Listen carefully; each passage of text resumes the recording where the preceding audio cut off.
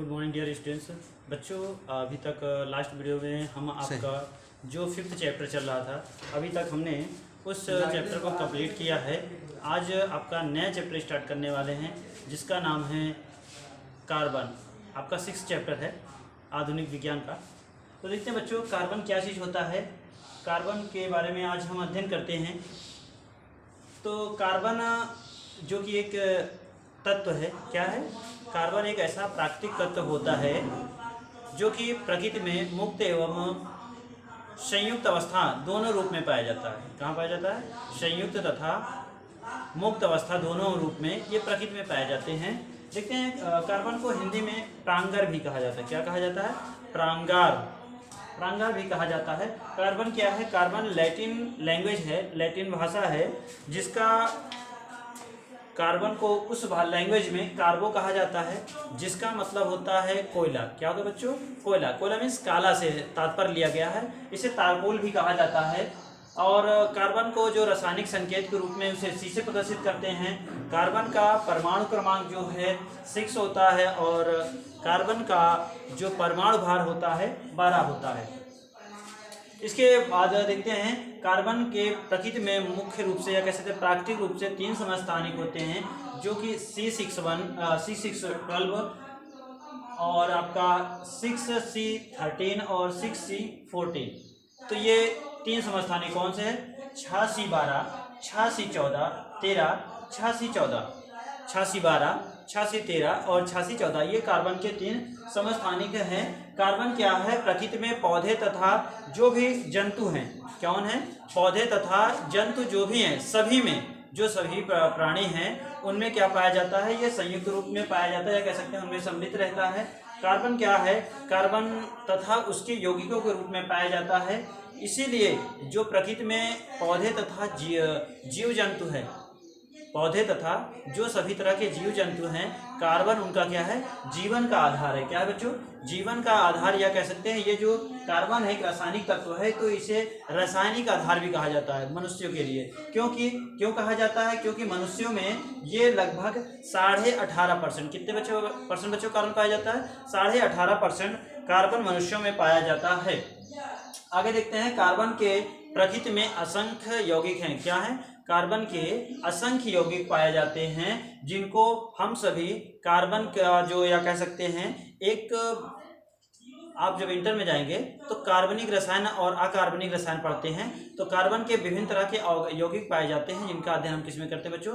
कार्बनिक रसायन के अंतर्गत करते हैं। कार्बन का ज्ञान अभी रिसेंटली में हमें नहीं प्राप्त हुआ। कार्बन का ज्ञान जो है 5000 साल पहले हुआ है। कब हुआ था बच्चों?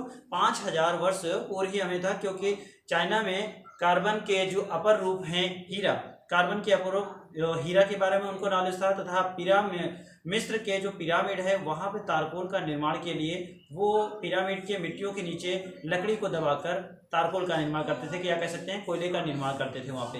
तो इससे हम समझ सकते हैं कि कार्बन का ज्ञान मनुष्यों को या मानव जाति को 5000 वर्ष से पूर्व ही था। आगे देखते हैं बच्चों, कार्बन के समूह कौन कौन, क्या चीज? कार्बन के समूह। कार्बन के देखते हैं बच्चों, कार्बन के मुख्य समूह यहाँ पे दे रखे हैं। C6 क्या है? कार्बन एक तो है, दूसरा सिलिकॉन है जिसका परमाणु क्रमांक 14 है, जर्मेनियम है जिसका परमाणु क्रमांक 32 है। तो ये कार्बन के समूह है। कार्बन, सिलिकॉन, जर्मेनियम, उसके बाद आपका टिन है, उसके बाद लेड या शीशा है, फ्लोरोवियम है। ये आपके कार्बन तत्वों के समूह हैं, जिसके परमाणु क्रमांक 6, 14, 32, 50, 82 तथा 114 है। ये परमाणु क्रमांक जो भी हैं, जो मेंडलीव की आवर्त सारणी बनी है, आवर्त सारणी में जो ये परमाणु क्रमांक है 6, 14, 32, 50, 82 और 114, ये क्या है? कार्बन समूह के तत्व कहलाते हैं। आगे देखते हैं बच्चों, कार्बन की अवस्थाएं। क्या चीज? कार्बन की अवस्थाएं, स्टेट्स ऑफ कार्बन। कार्बन की क्या आवश्यकता है? अवस्थाएं हैं। कार्बन की मुख्यतः 2 अवस्थाएं पाई जाती हैं। पहला कौन बच्चों? मुक्त रूप में। कौन से? मुक्त रूप में या स्वतंत्र रूप में। दूसरा है संयुक्त रूप में। क्या चीज? संयुक्त रूप में। संयुक्त रूप मीन्स यौगिकों के रूप में। तो देखते हैं बच्चों, मुक्त अवस्था में कौन से पाए जाते हैं? कार्बन के जो मुक्त रूप में है उसका एग्जाम्पल है ग्रेफाइट, हीरा, कोयला। ये आप लोग देखते ही होंगे। ग्रेफाइट आप टेल्सिनो, जैसे मैंने टेल्सिन का ही यूज कर रहा हूँ, तो इसमें जो निब या लेड लगी हुई है, छड़ जो लगी हुई है लिखने के लिए, वो क्या है, ग्रेफाइट है। ये क्या है, कार्बन का ही एक अपर रूप है। उसके बाद हीरा, आपने टीवी में देखा होगा, लेकिन रियली में भी किसी ने देखा हो हीरा को। तो हीरा है, और कोयला तो सभी देखते हैं, लकड़ी जलाते हैं क्योंकि आसपास हमारे लकड़ियां हैं। ठंडी के मौसम में या खाना बनाने के लिए जब हम कोयला लकड़ी को जलाते हैं तो उसके बाद हमें जो कोयला प्राप्त होता है तो यही है। तो कोयला तो लकड़ी के जलने के बाद भी होता है, पक्का कोयला भी, ये तो कच्चा कोयला है। पक्का कोयला जलने के बाद जब लकड़ी के अवशेष या कोई जीवित प्राणियों के अवशेष को जलकर मिट्टी में दब जाता है प्रेशर और काफ़ी समय के लिए, तब वो पक्का कोयला निर्माण होता है, जिसका प्रयोग भट्टों आदि के में दहन में किया जाता है। भट्टों आदि में ईंट पकाने के आदि में किया जाता है। आगे देखते हैं संयुक्त रूप में क्या है। संयुक्त रूप में कार्बन क्या है बच्चों, कई यौगिकों के रूप में पाया जाता है, तथा ये यौगिक क्या होते हैं, विभिन्न अवस्थाओं में, मतलब द्रव की जो किसी पदार्थ की तीनों अवस्थाएं हैं, तो ये किसी पदार्थ की तीनों अवस्थाएं के रूप में कार्बन संयुक्त रूप में पाया जाता है। तीनों अवस्थाएं कौन सी बच्चों, ठोस द्रव गैस। तो संयुक्त रूप में कार्बन तीनों रूपों में, ठोस द्रव गैस रूपों में पाया जाता है। इसके बाद है कार्बन का भौतिक गुण। क्या है, कार्बन के भौतिक गुण के बारे में हम लोग देख लेते हैं, कुछ एक्स्ट्रा चीजें हैं। तो कार्बन के भौतिक गुण क्या होते हैं। कार्बन का पहली बात तो भौतिक गुण में आप देखते हैं कि कार्बन को जो गलनांक है, क्या है, गलनांक, मेल्टिंग पॉइंट है, कब से उबलना स्टार्ट हो जाएगा। तो देखते हैं बच्चों, कार्बन का जो गलनांक है 3000 सेल्सियस पर, वो क्या होता है, उबलने की स्थिति, वाष्पन की स्थिति में आ जाता है। यदि इससे अधिक ताप, इससे उच्च ताप पर कर दिया जाए, लगभग 4000 अंश सेल्सियस, तो कार्बन जो है वाष्प के रूप में परिवर्तित होकर उड़ जाता है। क्या हो जाता है, वाष्प के रूप में परिवर्तित होकर उड़ जाता है। 3000 जो अंश सेल्सियस है का टेम्परेचर इसका मैक्सिमम, इस पर तो वो क्या होती है, उसका गलनांक हो जाता है, मतलब मेल्टिंग पॉइंट की स्थिति में आ जाता है, उबलने की स्थिति में आ जाता है, वाष्पन की दर स्टार्ट होने वाली है। यदि 4000 अंश सेल्सियस कर दिया जाए तो वो क्या हो जाता है, वाष्पन के रूप में उड़ जाता है सारा का सारा कार्बन।